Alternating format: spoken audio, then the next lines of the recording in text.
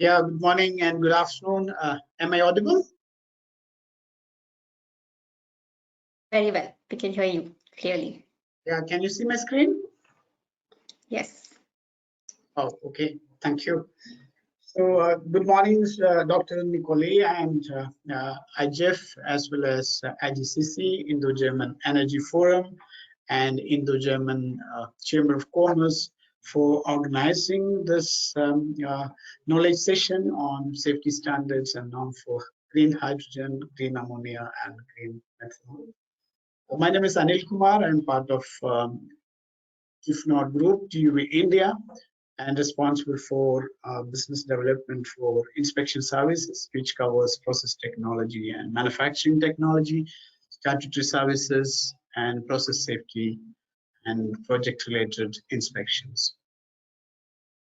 TUV India is part of TUV Nord Group, and which is founded in 1869, and it's a German European notified body involved in inspection, testing, certification, and safety.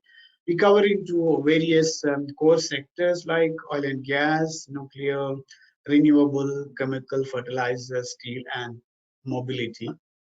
And with respect to hydrogen, we provide services on hydrogen production, like technical assessment, certification of origin, green hydrogen, also into a grid operator for IT security and operational monitoring and surveillance. And for industrial uses, we provide services like material testing and hydrogen readiness, also into mobility services like homologation of hydrogen powered vehicles, range calculations, etc.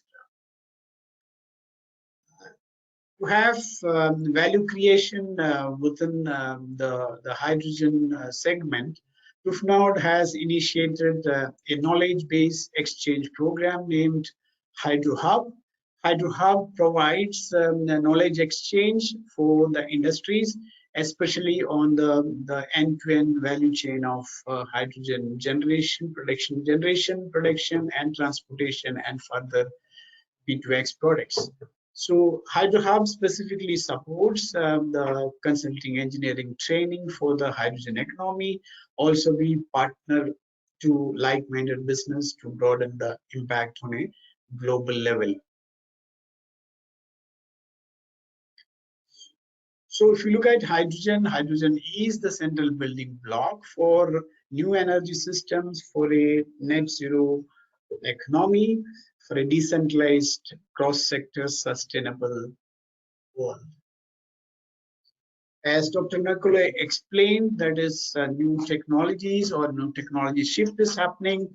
So every countries, advanced countries, has national hydrogen policies for net zero, and India is also have national hydrogen policy to become net zero by 2070.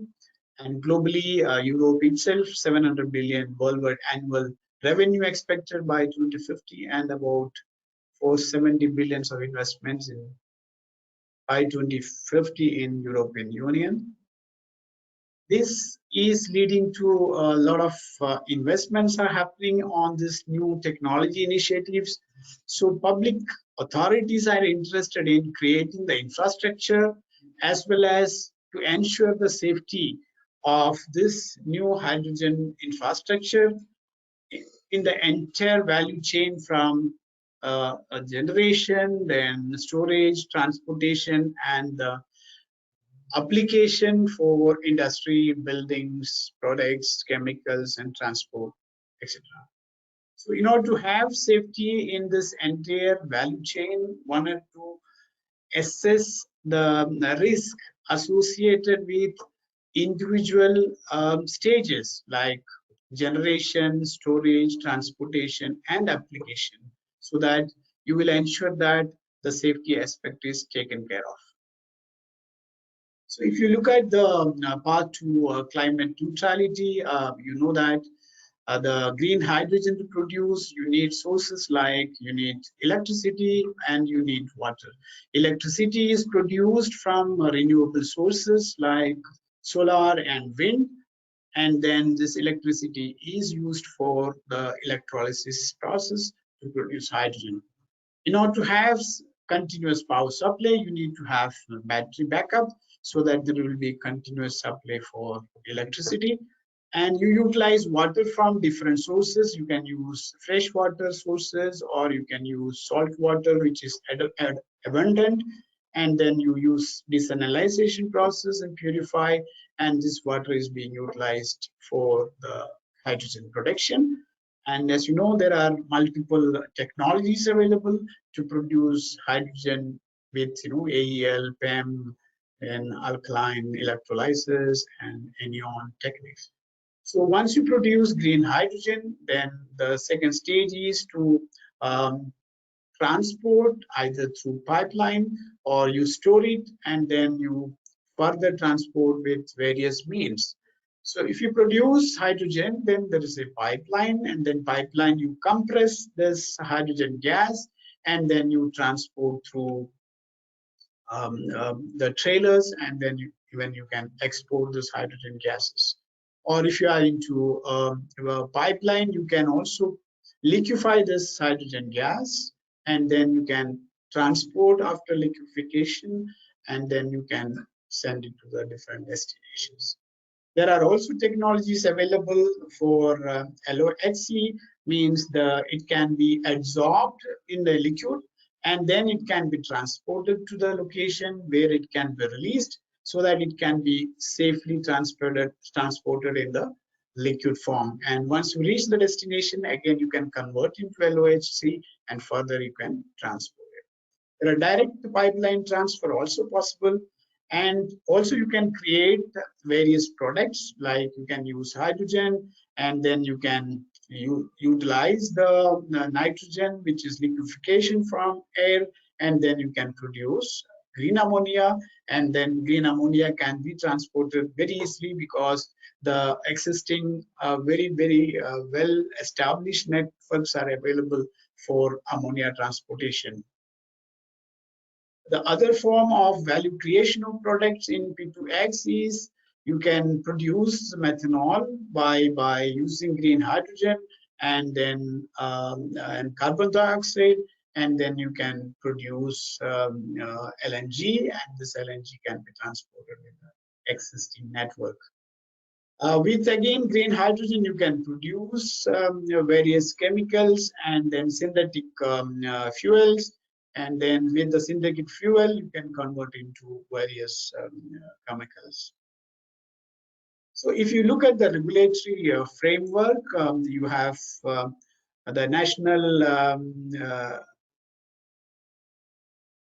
if you look at the regulatory framework, you have the national authorities, which is enforced by the government. So the government enacts the law, and the national authorities prepare the rules, and the rules are enforced by across the country through the notified bodies or third-party agencies, and then based on that, consent is given for approval of the facilities. So if you look at it, you have various acts like Factory Act, Petroleum Act, Environmental Act, Boiler Act. These acts are enacted by the legislation by the government, and then it is enforced through the rules, national rules, and it is covering various aspects related to safety.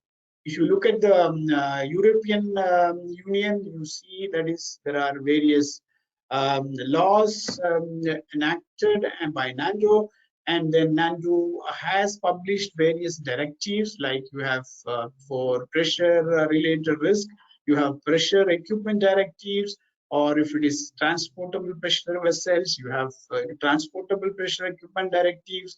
If it is in explosive environment, you have explosion attacks directives, and also you have electrical safety LVD directives. Also you have EMC machinery directives. Also you have noise directive. Also the latest which is coming is cyber security NIS2, which is also in the process of implementation. So if how this risk assessment is mandated, that is the owner or operator, they are supposed to perform the risk assessment, but government also mandated under different rules. Like UK, they have management of health and safety at work, and it mandates assessment of risk for the self, employees, and other people, so that you are supposed to perform the risk assessment and then identify the potential risk and have mitigation of those risks. If you look at India government also enacted certain rules. Like for example, we have manufacturing, storage and import of hazardous chemicals. The government has listed out about 700 chemicals. Then these has to be fulfilled according to Schedule 8, where it is mandating to perform the risk assessment, qualitative and quantitative risk assessment. You also have the rule number 14 of MSHIC, which is also manufacturing storage of hazardous chemicals. We'll also have chemical accident rules 1996, rules of emergency planning preparedness for chemical accidents. There are also various other directives like Factory Act. You also have petroleum and natural gas PNGRB regulations for petroleum products. Also, you have the Environmental Protection Act. These are indirectly mandating the requirements for risk and safety in India.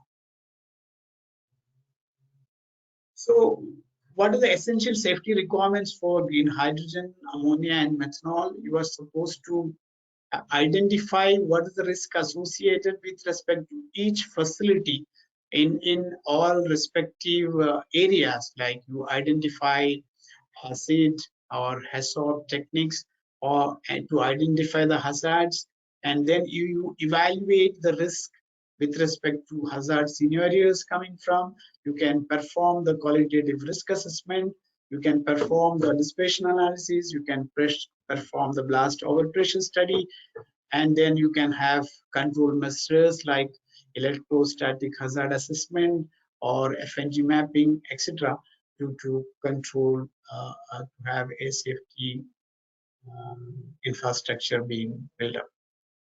So typical safety studies we perform for hydrogen or ammonia or methanol.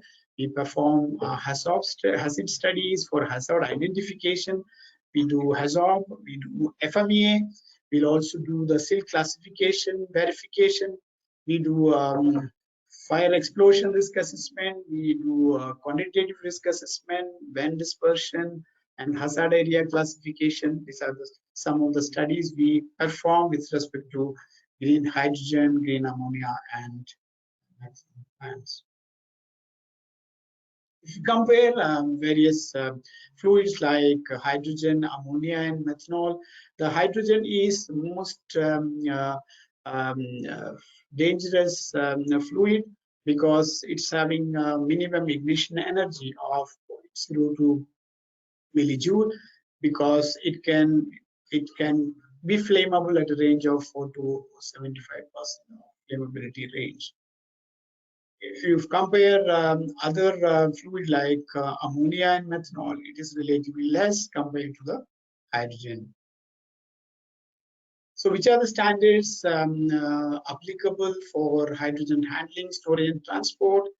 Some of the guidelines given is like NFPA-2 is a US standard, where it is recommending the fundamental safeguards for installation, storage, piping for handling hydrogen in compressed gas or liquid form. And NFPA 70 is a national electrical code adopted by in all 50 states of US, where it is talking about the electrical safety related protection mechanism required for electrical installations. We have national renewable energy standards, NREL 60948, which is for hydrogen technologies safety guide. We also have the US OSHA 29 CFR 1910, which is talking about general safety and health requirement for hazardous materials. We have 29 CFR 1N10119, which is talking about process safety management for highly hazardous chemicals. 29 CFR is again code for federal regulations for transportation of hazardous materials, interstate, intrastate, and foreign commerce. We have Compressor Gas Association Guidelines CGH5, which is for safe design installation used for bulk hydrogen supply and systems. So, what are the safety recommendations in general for hydrogen system? It is a highly sensitive. Hydrogen is very highly sensitive towards ignition source. It is very important to eliminate all type of mechanical spark, electrostatic spark, electrical open flames, so that all possible ignition sources should be minimized. Hydrogen venting is also critical where it is used for the reactions. So venting has to be done in controlled manner so that you will reduce the risk of fire. The hydrogen is very explosive gas. Adequate blast for construction to be done with respect to where it is being appropriately stored. You need to have adequate type 2C rated electrical fittings to be used in hydrogen areas. Most of the hydrogen generation reactions are exothermic in nature, hence adequately designing the proper pressure release and venting systems. So rupture disc and pressure safety valves need to be provided on the pressure related risk is to be contained. Right placement of gas leak detection systems, it's very important because the detection of hydrogen leaks to be done. So you have to do 3D gas mapping studies so that you can locate the gas leak detection systems properly in the installations. The electrostatic discharge is also one of the critical source, so you need to have proper earthing system to avoid any electrostatic discharges during operation of these hydrogen plants. Operators involved in hydrogen handling operation needs to have proper clothing to avoid electrostatic discharges from their personal PPEs. If you consider the construction code for pressure equipments, for example, if you are designing a static vessel, then for hydrogen, so there are various codes and harmonized standards are available. So these are constructed according to standards like Indian Standard IS 2825 or ASME Section 8 Division 1 or Division 2.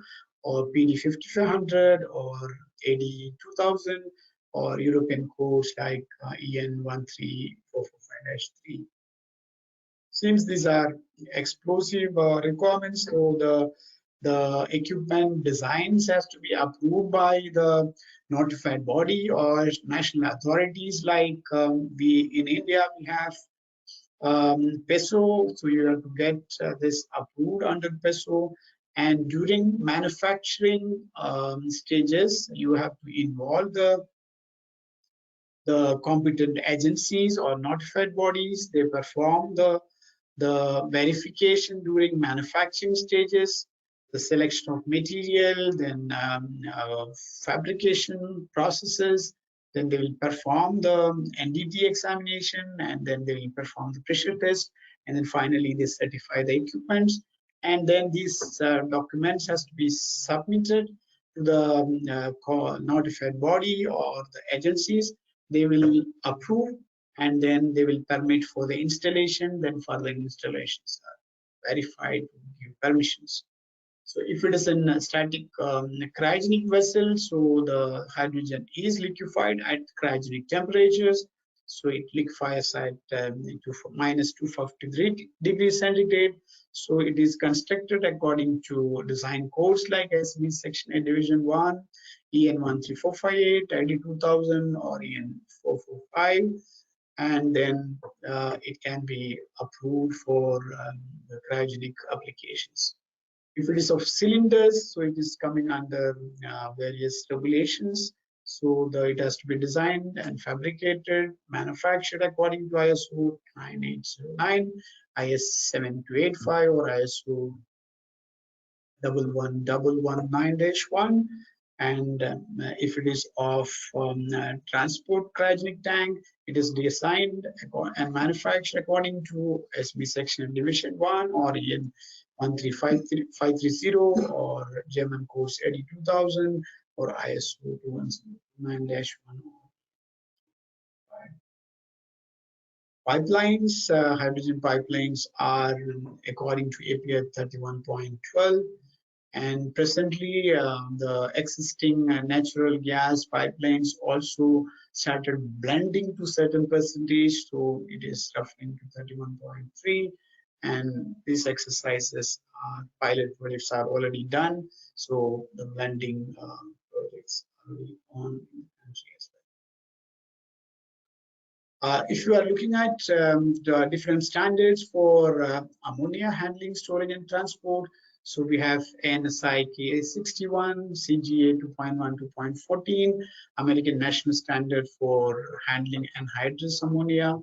You have ANSI AR 2208, American National Standard for Equipment Design and Installation for Refrigeration System. You have OSHA 29 CFR 1910-111 for storage and handling of anhydrous ammonia. Also, you have US OSHA 1910-119, process safety management of highly hazardous chemicals. Also, you have standards like US Department of Transportation for CFR Part 171 to 184 for transportation of hazardous. Even you have EN 60079 for explosive atmosphere for electrical installations. And you also have EN 378 for refrigeration systems and heat pumps for safety and normal requirements for definition, classification, and selection criteria.